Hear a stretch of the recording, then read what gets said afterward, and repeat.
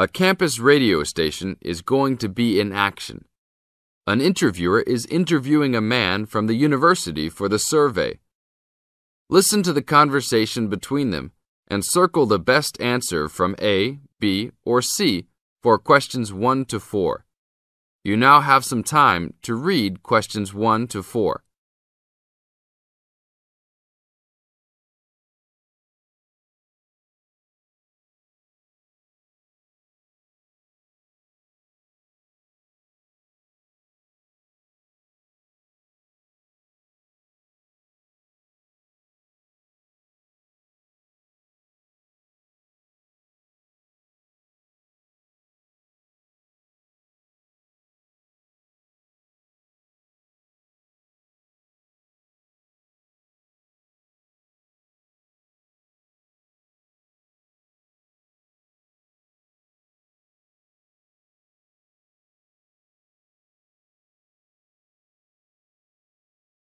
Now, we shall begin.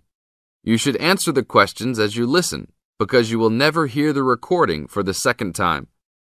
Listen carefully and answer questions 1 to 4. Excuse me, I'm conducting a campus survey.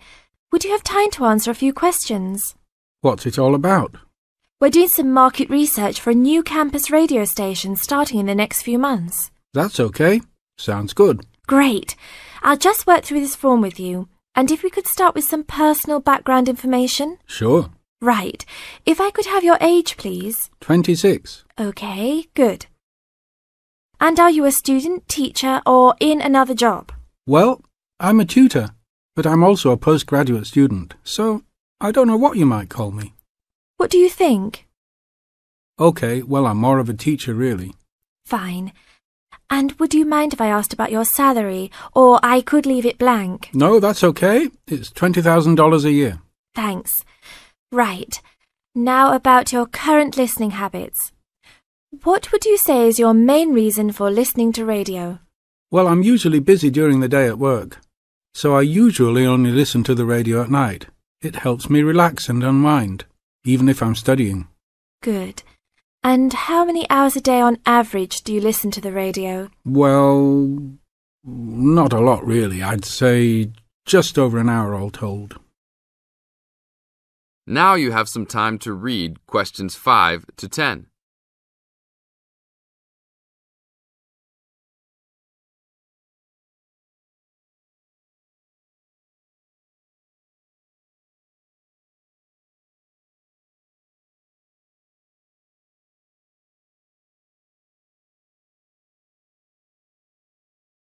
Now listen to the second part of the interview and answer questions 5 to 10. So, what are the 2 main times of the day that you listen to the radio? Well, for a little while around breakfast time, and then it tends to be later, after dinner, when I've finished any serious work I need to do. And what sort of radio programs do you like? I like the news, but I also like classical music. It helps me to relax. Fine. And turning to the new campus station, which type of programs would you prefer? I think the existing radio stations cater for my need for news. So I'd like to see programs about local information, providing a service to the campus community. And in the same vein, perhaps more for academic viewers, some lectures or relevant programs. I see. And if you had to give the new director some specific advice when they set up the station, what would you tell them? I think I'd advise them to be careful about the quality of the broadcasts. The sound system. There are a lot of radio stations and people can change their loyalty quickly if it doesn't meet their needs. I think they should do more of these kinds of interview too, talking with existing and potential customers. Oh, I'm pleased you think it's useful. Certainly, yeah. Good. Now, this station will not be fully funded by the university. So how often do you think it is tolerable to have adverts? I think, out of that list, I'd say every quarter of an hour. Of course, that's providing they don't last for 10 minutes each time. Oh, quite. And are you interested in attending any of the special promotions for the new station? Yes, I'd be happy to. as long as they're held on the campus or nearby. OK, I'll note that down. And finally, may we put you on our mailing list? Well, I'd prefer not, except for the information about the promotions you just mentioned. OK. Can I have your name and address? Of course. I have a card I can give you. Oh, great. And thanks a lot for your time, and we look forward to seeing you. Yeah, sure. Thanks. That is the end of part 1. You now have half a minute to check your answers.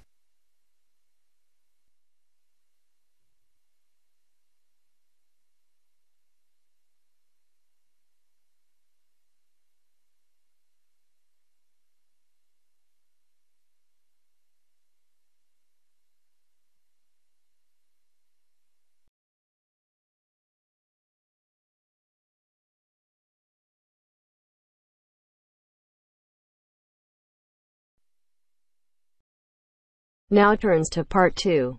Part 2. You'll hear a lecturer talking to students about a printing process. First, you have some time to look at questions 11 to 15.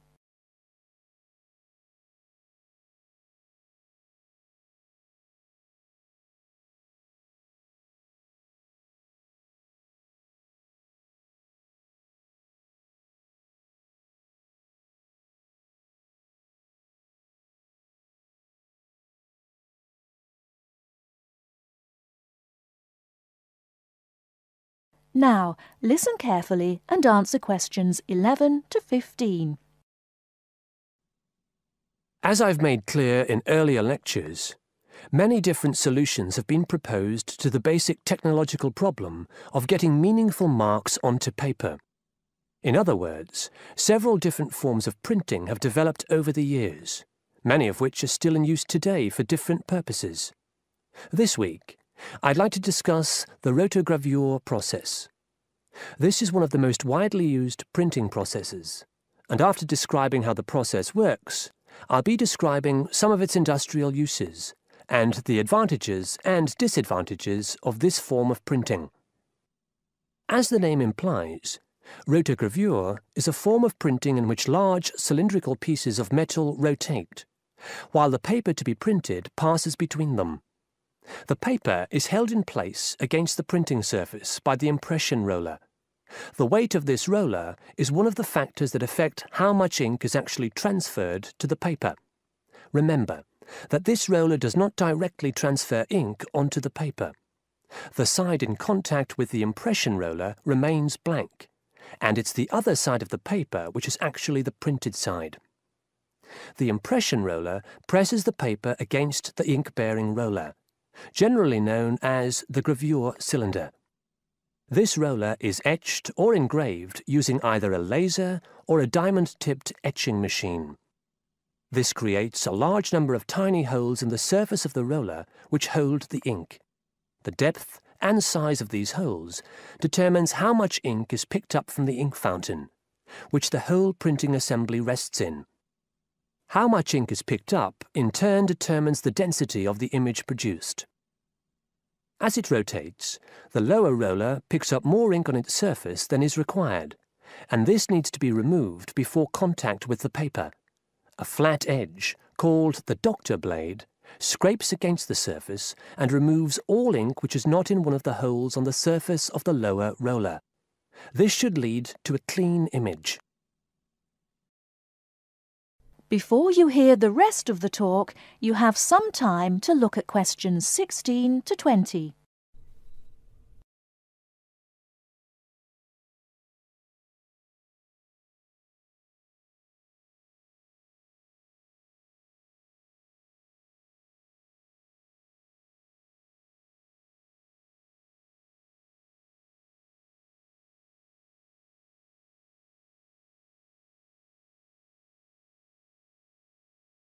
Now listen and answer questions 16 to 20.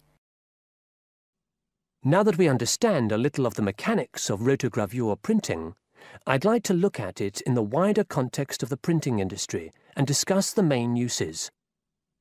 One of the main advantages of the rotogravure process is that the amount of ink which can be transferred to the paper is high compared to other printing methods.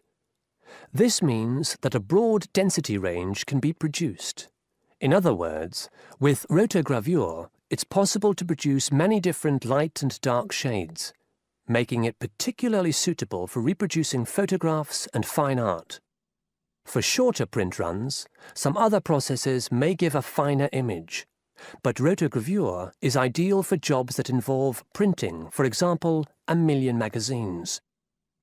One common place where you'll see printed matter that has been produced by rotogravure is in the advertising material that is often inserted into Sunday newspapers.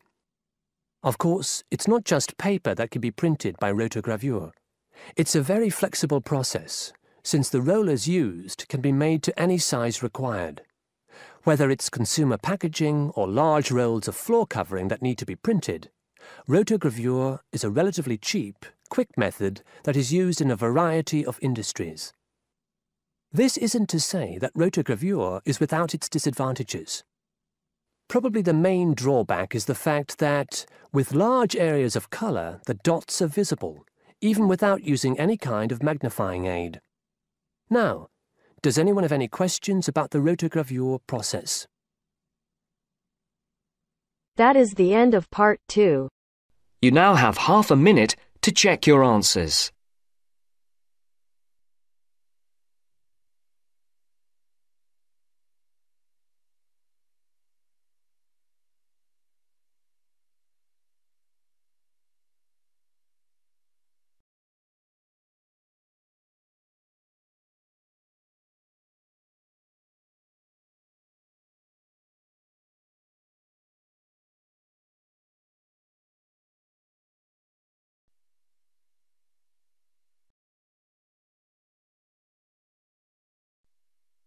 Now turns to part 3. Part 3. I have with me today Matthew East, a registered osteopath and a supporter of alternative techniques in healthcare.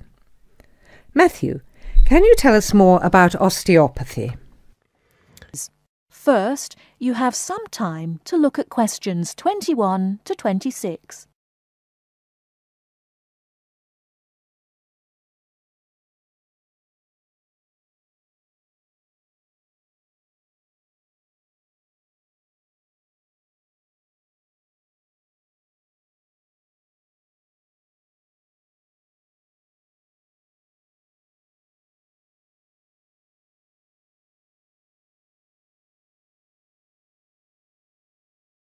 Now listen carefully and answer questions 21 to 26.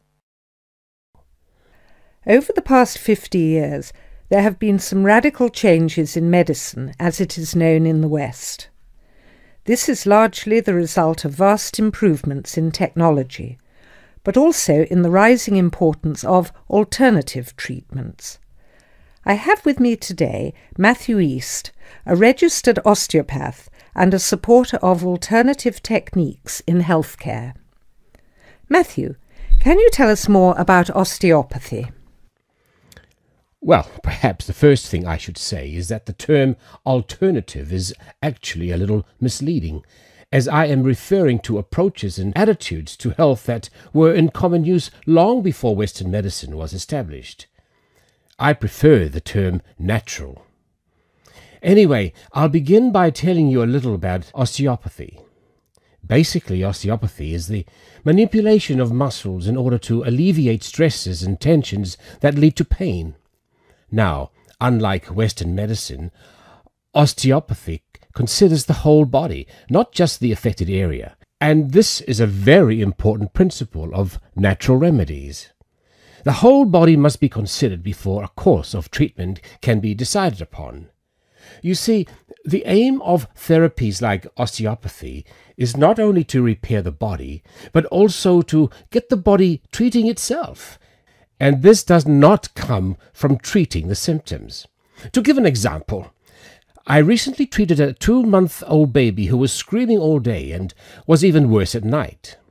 The couple had taken the baby to their doctor, but the only advice they were given was that the baby would grow out of it. However, the real problem stemmed from a difficult birth, which put pressure on the baby's neck. After 10 minutes of gentle manipulation, the pressure was released, and within 20 minutes the baby was quiet and calm for the first time.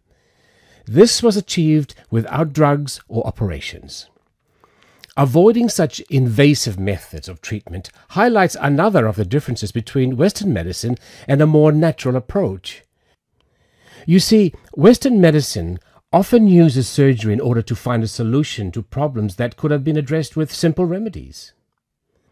A medical approach that looks closely at how essential an operation is before it is performed would offer patients a considerably less stressful method of treatment, not to mention the financial savings. Natural remedies actually amount to about 10% of the cost of a Western course of treatment.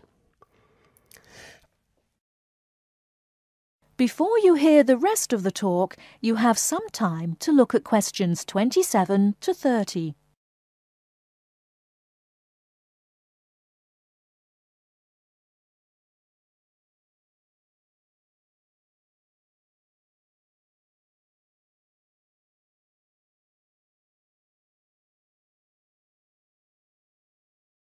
Now listen and answer questions 27 to 30. I'd like to mention the subject of surgery again a little later, but I would like to say at this point that there are those that claim that the benefits of osteopathy and herbal therapies are largely psychological, that they have not undergone the clinical trials that pharmaceuticals have. To answer that, you only need to look at the example I gave earlier of the baby that stopped crying less than an hour after treatment, but was obviously far too young to react because of purely psychological factors. Another example can be seen in the successful use of acupuncture in the treatment of animals. In response to criticism regarding clinical trials, it is worth noting that the power of pharmaceutical companies is such that, although some drugs fail the standards required of them, they are sometimes still prescribed by doctors. Moving on to another point, it should be stressed that natural remedies, in addition to having no side effects, can also be applied to any patient. Now, I'm not suggesting that the same treatments are used indiscriminately. Although natural remedies can be used with any age group, the treatment selected is very specific to the person. By this I mean that not only the general health of the patient needs to be considered, but also their habits, diet, and lifestyle in order to build a complete picture.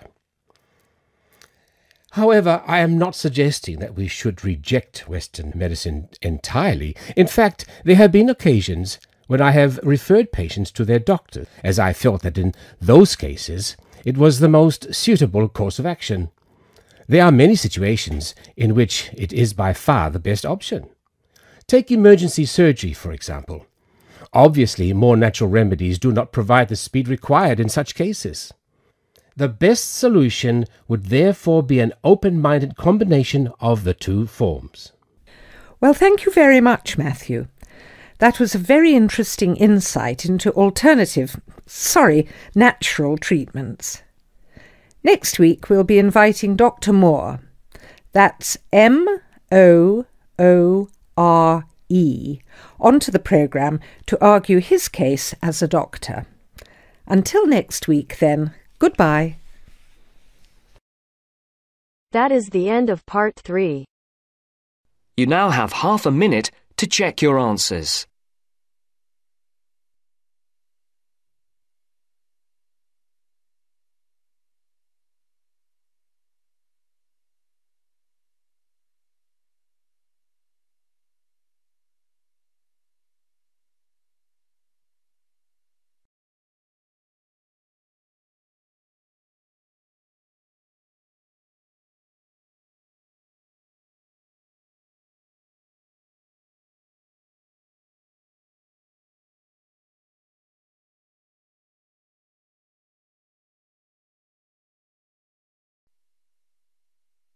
Now turns to part 4.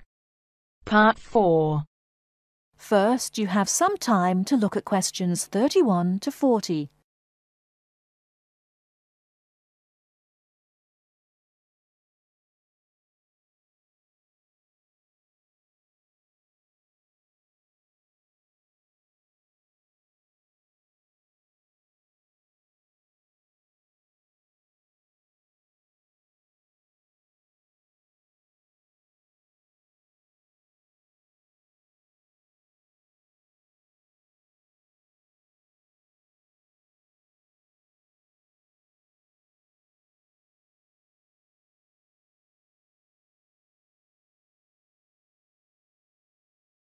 Now listen carefully and answer questions 31 to 40.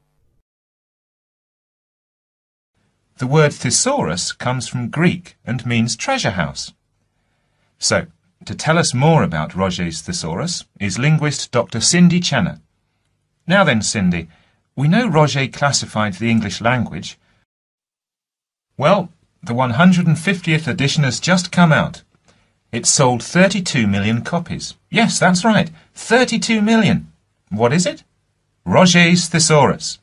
Now, Roget's thesaurus is a type of dictionary in which words with similar meanings are grouped together. The word thesaurus comes from Greek and means treasure house. So, to tell us more about Roget's thesaurus is linguist Dr. Cindy Channer. Now then, Cindy, we know Roget classified the English language, but what do we know about the man himself?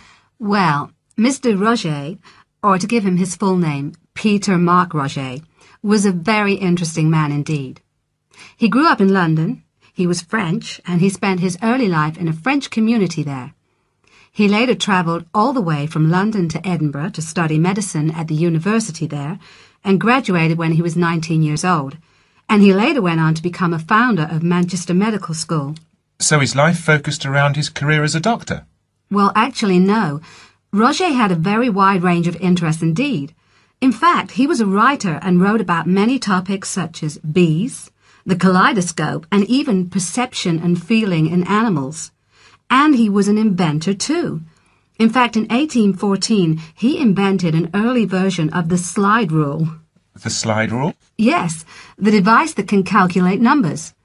Then 10 years later, he developed a prototype for the cine camera. And he also got involved in a range of different projects. For example, he became head of a commission investigating London's water supply, and he developed a method of water filtration through sand. And he was involved in the area of education. He was one of the founders of London University. And do you play chess by any chance, Mark? Yes, I do. Well, Roget invented the travelling chess set. So next time you're playing a game of chess on a train, you have Mr. Roget to thank. So, how did he actually find the time to classify the English language? Well, he only turned his full attention to the thesaurus when he retired, and that was when he was in his 70s. So what inspired him to write the thesaurus? Well, Roget believed that he should bring as much happiness and knowledge to the greatest number of people. So, during his career as a doctor, he gave free treatment to patients who couldn't afford to pay. We also know that he set up a clinic to help poor people to recover from operations and serious illnesses. Basically, he wrote the thesaurus to help people learn. He aimed to help those who needed practice in writing. He believed that writing skills would help people become more independent and lead happier lives. How popular is the thesaurus today? Well, it was first published in 1852 and it has never been out of print since. In fact, the book has become more popular with each edition that comes out. The invention of the crossword puzzle in 1913 certainly helped to increase the sales figures, though. I think the main reason why it is so popular is that it's thematic.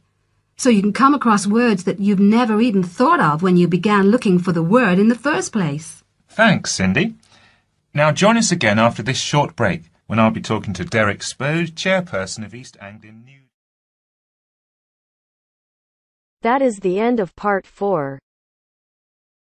You now have half a minute to check your answers.